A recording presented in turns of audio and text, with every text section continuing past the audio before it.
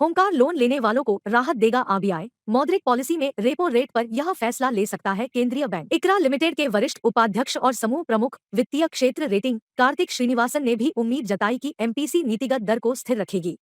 उन्होंने कहा, सितंबर के दूसरे पखवाड़े में नकदी में जो सख्ती देखी गई वह जारी रहने की संभावना नहीं है। त्योहारी सीजन में होम कार लोन समेत सभी लोन लेने वालों को आरबीआई राहत दे सकता है।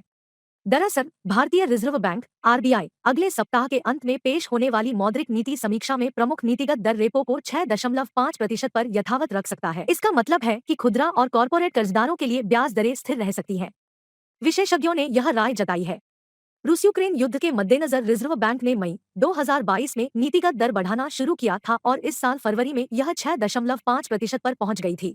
इसके बाद से लगातार पिछली 3 द्विमासिक मौद्रिक नीति समीक्षा बैठकों में नीतिगत दर को स्थिर रखा गया।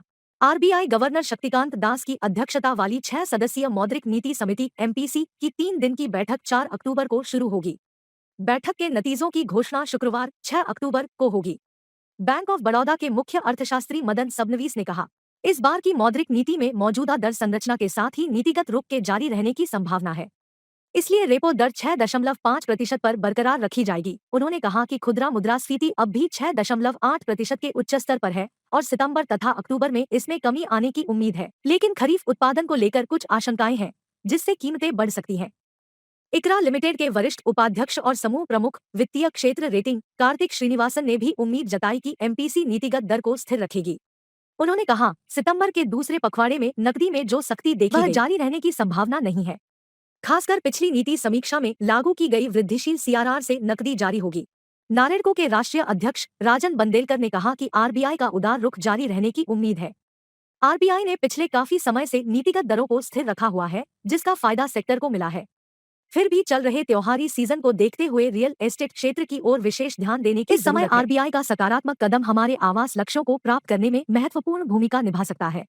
देश में रियल एस्टेट क्षेत्र में मजबूत मांग को देखते हुए यह जरूरी है कि हम कम ब्याज दरें बनाए रखें। यह दृष्टिकोण संभावित खरीदारों को संपत्ति खरीदने के लिए ऋण लेने हेतु प्रभावी ढंग से प्रोत्साहित कर सकता है, जिसके परिणामस्वरूप समग्र रियल एस्टेट बाजार की गतिविधि को बढ़ावा मिल सकता है।